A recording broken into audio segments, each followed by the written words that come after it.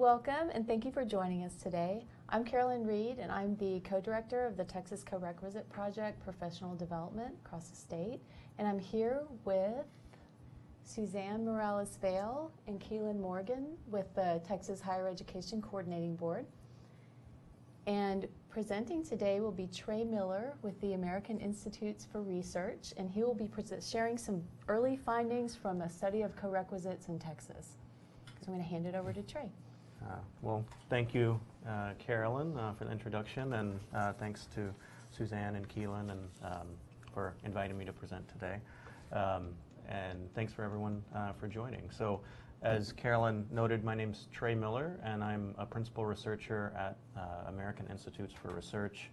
And I'm presenting today on early findings from our study of co-requisites at 5 community colleges in Texas. When I started this project, I was at RAND with my colleague Lindsay Doherty, whom I know many of you also know. So she contributed a lot to this presentation. So with that, I'll get started. The research reported here, this is funded by Institutes for Education Science at U.S. Department of Education.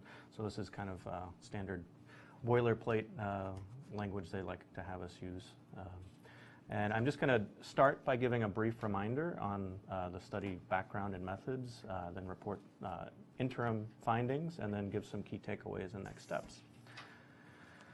So the evidence on co-requisites is actually relatively limited still. The movement was largely based on a CCRC study of the ALP model in Baltimore County. CUNY also did a study comparing a stats course with a co-requisite to an algebra course. And it's common for colleges and states to use descriptive data from Tennessee when discussing evidence on co-requisites. More research is needed in a variety of areas. As co-requisites are scaled, there's a need to understand the effectiveness and costs of different models across different colleges. For example, colleges are interested in knowing about how impacts vary depending on the course, the number of credit hours, whether the models use 1 instructor or 2, and other things. States and colleges also want to know more about the longer-term impacts and impacts for lower-scoring students. There's also very little work on implementation. To address this research gap, we partnered with 5 community colleges in Texas to conduct a large randomized study of co-requisite remediation in Texas.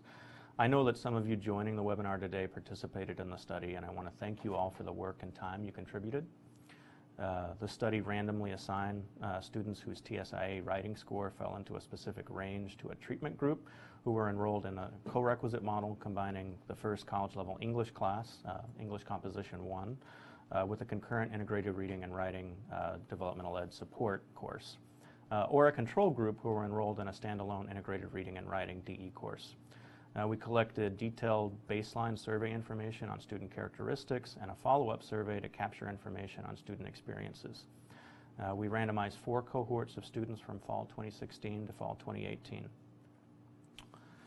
We collected a lot of very rich data on students participating in the study, including administrative data on TSIA scores, course outcomes, persistence, and degree and certification completion, baseline survey with information on demographics, educational history, employment, life circumstances, and non-cognitive skills, a follow-up survey on a subset of 1,000 students with information on student experiences with instruction and support and reasons for dropping out. We also conducted a faculty survey, conducted interviews and focus groups with faculty, administrators and students, and conducted classroom observations to help us characterize instruction and support and student engagement. This presentation addresses several different implementation research questions. We're looking at whether co-requisite models were implemented as planned, which many refer to as fidelity. We're also assessing implementation against promising developmental ed practices from the literature. We'll of course present updated information on impacts, but finally we'll also examine student contrasts, which help us to understand what it was about co-requisites that might have led to improved student outcomes. So co-requisites can broadly be defined as co-enrollment in a college course and a developmental ed support in the same subject area. But of course there are many other decisions about how a co-requisite is designed and implemented, what we call key components. When we discussed co-requisite models with our colleges in 2016, they tended to focus on 8 key components. The first is which courses or NCBOs students enroll in for the college, for the credit-bearing course and co-requisite DE support. So this was common across all of our study colleges because we explicitly focused the study on English 1301 co-requisites, and the state requires that co-requisites be paired with the highest level integrated reading and writing course or NCBO. It was also true that all of our colleges also designed their DE supports so that the coursework was largely based around English 1301 coursework. The number of credit and contact hours and the weeks of the course and support were also important aspects of the models, and these varied across our RCT colleges. I'll show you how it varied in the next slide. In terms of instructional delivery, colleges' instruction in the DE support in one of 2 ways. More traditional classroom instruction with students taught as a group, or as instructor tutoring. Other co-requisite models rely on self-paced technology as the primary mode of instruction. Colleges also define co-requisite models to either use the same instructor or 2 different instructors. Finally, some models required the mixing of college-ready and developmental ed students, while others did not. Colleges also set caps for the college courses and had target numbers of students they wanted enrolled in the supports. This slide provides additional information on exactly what implementation targets were for each college in our study. With respect to contact hours, College A was the outlier. All of the other colleges offered, all of the other colleges offered co-requisites with 1 credit hour supports, but College A stuck to the traditional ALP model that required 3 weekly contact hours. Colleges B and E concentrated their support in the first 8 weeks, and College E, the English 1301 course, was also 8 weeks in the co-requisite model. College E was the only college not to have English 1301 instructor also teaching the support, relying instead on faculty tutors as instructors of record in their writing center-based model. As far as instructional delivery, colleges with the ALP and extended class time model structure the support as classroom instruction, while colleges D and E designed their supports as tutoring. In practice, some ALP instructors did substantial amounts of one-on-one tutoring in their small DE support sections, and colleges D and E sometimes offered tutoring to groups of students, so the distinction may not have been as great. In terms of student population, College C was the only college that didn't intentionally mix college-ready and developmental education students in the college course. College C was also the only college to have not reduced small class sizes for the support portion.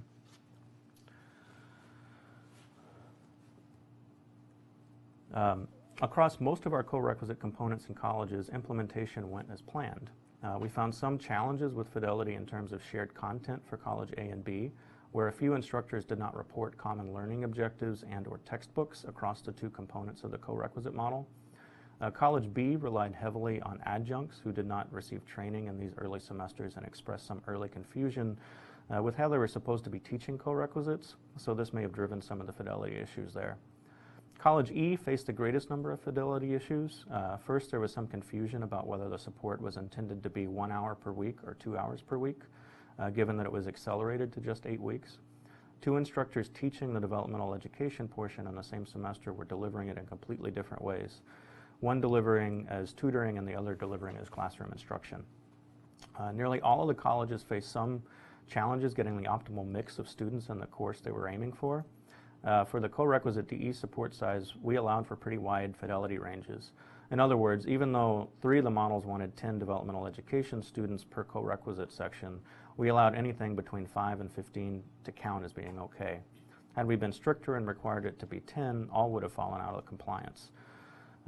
In terms of mixing students, most of the models aimed to have anywhere from 17 to 50% of students in the English 1301 course be co-requisite students. But we allowed for anything between 10 and 90% to count as mixed. So on to impacts, short-term impacts. So this slide shows impacts on passing 3 different courses, English 1301 and 1302, as well as a first college level reading course other than English 1301 within 1 or 2 years of first enrolling in college. Since we currently only have outcome data through spring 2018, the results with a 1-year follow-up window include 3 cohorts, fall 2016 through fall 2017, while those with a 2-year follow-up include just the fall 2016 cohort. The blue columns show the course pass rate for the treatment group that was assigned to the co-requisite, while the orange columns show the corresponding rate for the control group that was placed into standalone integrated reading and writing. The results indicate that compared to students assigned to the control group, students assigned to the co-requisite were 24.3 percentage points more likely to pass English 1301 within one academic year. So this is a large positive effect that is consistent with past quasi-experimental and descriptive studies.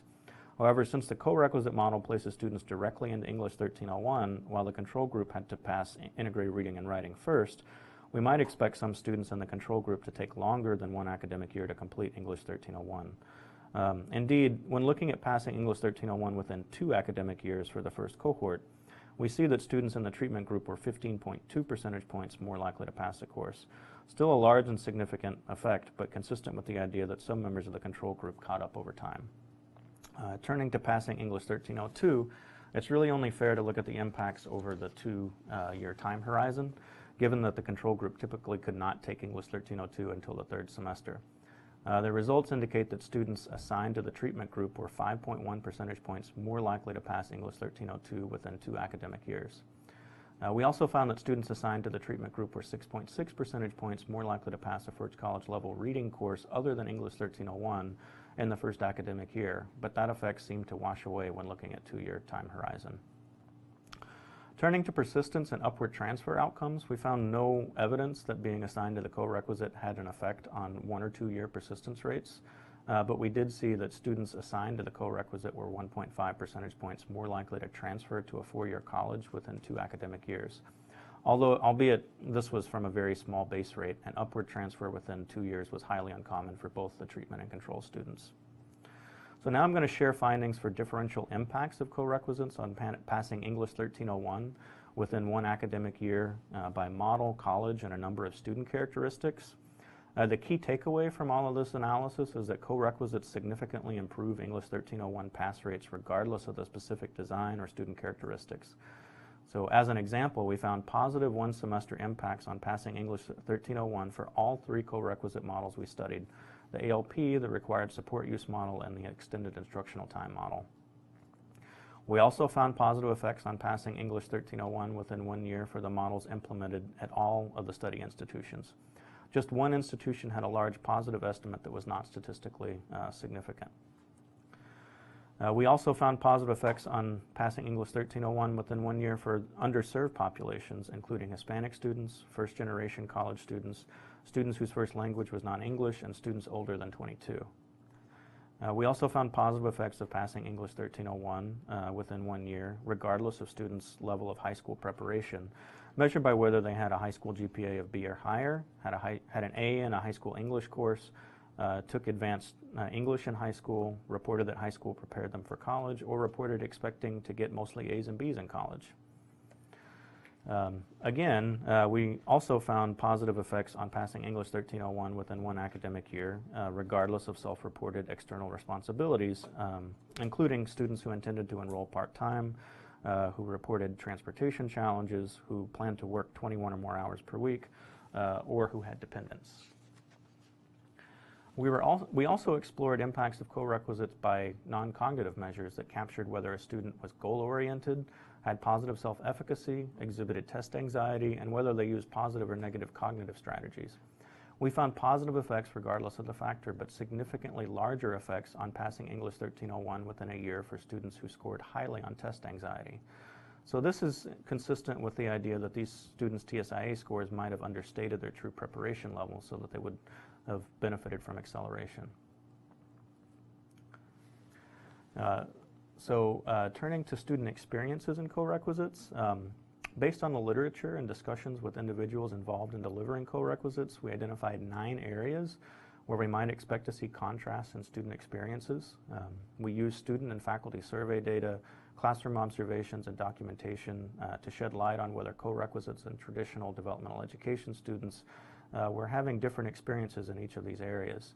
Where we find evidence that favors co-requisites, we might say that these are the things that explain the positive student impacts we are finding. So let me give a brief overview of each of these 9 areas and why we might expect differences. First, co-requisites provide students with earlier opportunities to earn college credit and gain momentum towards a college degree.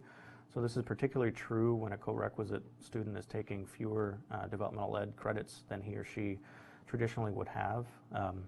Second, intensity is about the number of hours of time spent building a skill in a given period of time.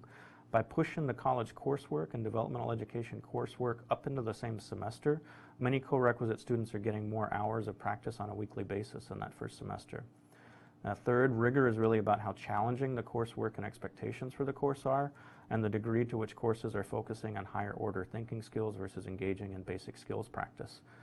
To the degree that co-requisites embed basic skills support and more challenging college coursework, co-requisites may potentially increase the rigor of instruction students receive. Fourth, co-requisites typically aim to create better alignment between the college coursework and the developmental education coursework through shared text and coursework and shared instructors and instructor planning time. Fifth, there's lots of things that factor into student-centered learning, student-centered instruction, including smaller class sizes, one-on-one instruction, differentiation, and active learning pedagogy. Some co-requisites are explicitly designed to facilitate more student-centered learning, while others may not differ in these areas. Some of the instructors we spoke with suggested that when college course focuses to a greater degree on writing or reading, there may be limitations to the amount of support co-requisite students receive in both areas. So we examined the degree to which students were receiving support in both areas. Also, building student success skills is seen by many as an important feature of what is provided through developmental education. In some cases, co-requisites may be designed to explicitly build student skills, like required tutoring or office hours, but some are also concerned that when co-requisites cut down on instructional time, the focus on academic concepts will crowd out support in this area. So eighth, some co-requisite models build in learning communities and intentionally mix college-ready and non-college-ready students, so may enhance the possibilities for peers to support learning. Use of group and peer-involved instructional approaches is also important to this. And finally, there's hope that co-requisites make developmental education less visible as being different or lesser than college coursework, so may reduce the exposure of students to negative stigma. We found strong evidence favoring co-requisites in two areas, momentum and rigor. In the area of momentum, co-requisite students consistently enrolled in more credit-bearing coursework in the first semester, including the core Gateway English course.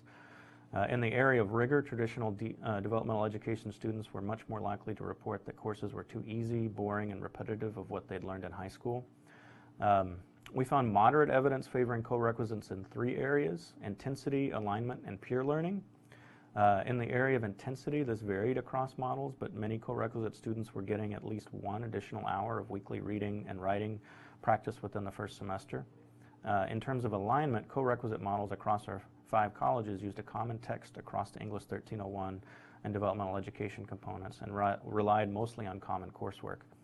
4 of the 5 colleges had the same instructor teaching the 2 components, increasing co-requisite students, increasing the likelihood of alignment of daily instruction.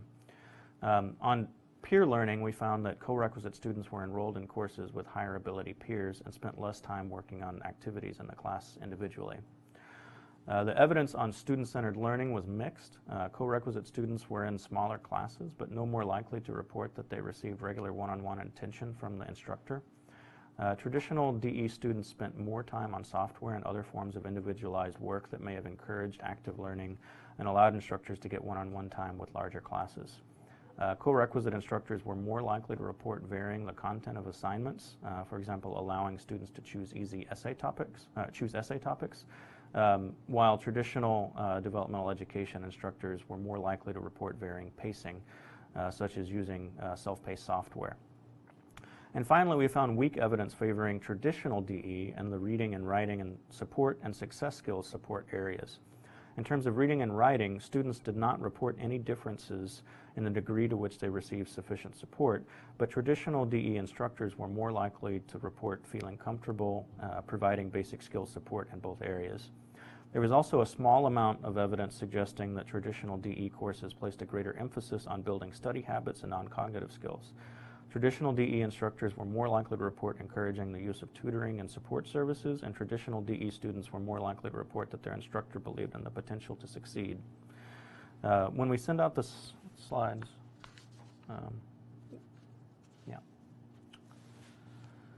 so On to key takeaways and next steps. So we found that co-requisite models in the study were mostly implemented as planned. One of the most challenging components to implement was the mixing of college-ready and developmental education students. In addition, it's important to note that co-requisite models were mostly described according to their structural components like course size and instructor, and there were few requirements dictating what instructors were to do in the classroom, and wide variation across instructors within a single college and co-requisite model. We found impacts for co-requisite remediation that are consistent with prior findings, and findings suggest that co-requisites are equally as beneficial to underserved student populations. We need to continue following data over the next few years to see whether success on early course outcomes translates into increased rates of completion and transfer. It's also important to note that these early cohorts were limited to students at the higher end of the developmental range, so cannot be generalized to students scoring at lower levels. In the year one findings, we see positive effects across models and colleges, suggesting that co-requisites can be successful when designed differently and implemented in different contexts. While we do see some differences in later year data, it will be hard to determine whether these differences were due to the model, how well the model was implemented, or differences in student population. When we understand where the contrasts in student experiences are, it helps to provide some information on what makes co-requisites work. Our findings suggest that these 6 factors may be the things driving the positive student outcomes, highlighted here in green. Traditional developmental education courses appear to be as good or better than co-requisites in 3 areas. It could be the case that both traditional DE and co-requisites were doing well in this area and traditional DE was just doing a little bit better. In that case, maybe there is no reason to consider changes to co-requisite models. But these also might be areas that where some improvements could be made in co-requisites. So in terms of next steps, there are a few things for us to let you know about. We're helping the coordinating board and ACC with statewide co-requisite professional development by providing some technical assistance around continuous improvement and evaluation. This includes a toolkit that will be released after Memorial Day weekend, a professional development conference we're helping ACC with in June, and ongoing coaching to the colleges who participate in the conference. Registration is closed for the conference, and we look forward to working with those who have decided to participate. For those who did not register, the toolkit will be available through the RAND website in the coming months. We'll also be updating our findings over the next two years as we get more outcome data. By spring 2021, we'll have 2-year findings for all 4 of our cohorts.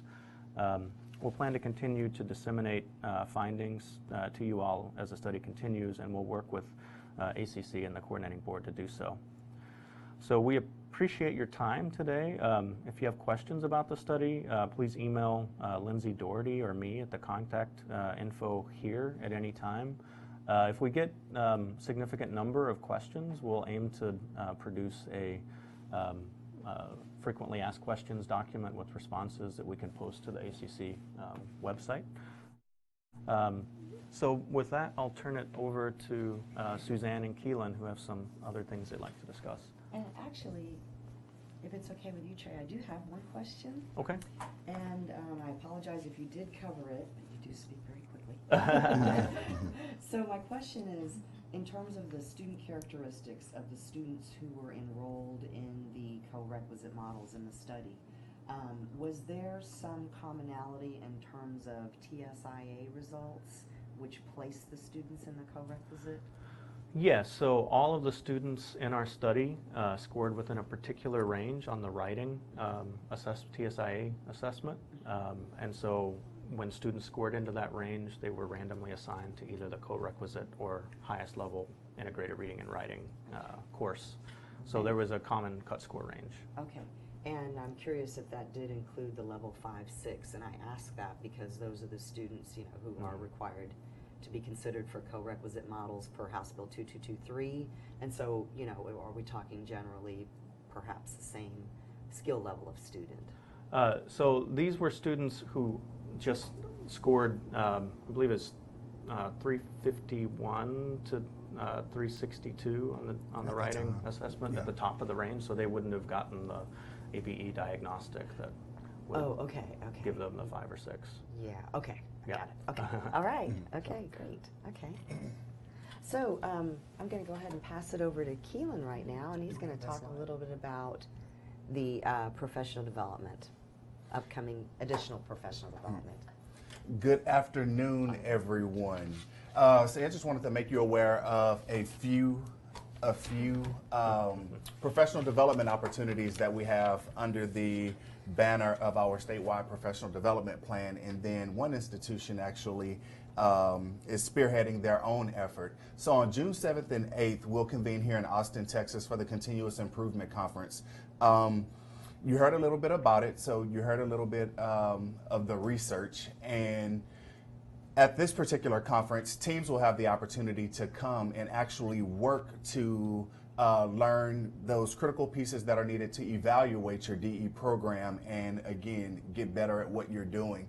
On June 21st and 22nd in Houston, Texas, and I believe they've extended their opportunity for proposals as well as registration for the Co-Requisite conference sponsored by Houston Community College, and that link is there as well.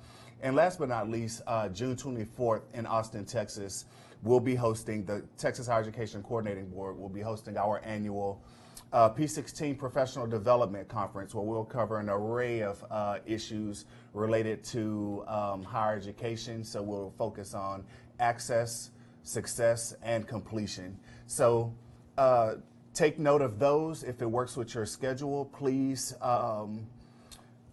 sign up. The first 2 are absolutely free. So the Continuous Improvement Conference, there's no registration fee, as well as the Co-Requisite Conference sponsored by Houston Community College. That one's free as well. And then there's a nominal fee for the P16 Professional Development Conference. And if you have any questions about any one of those opportunities, contact information is at each one of those links.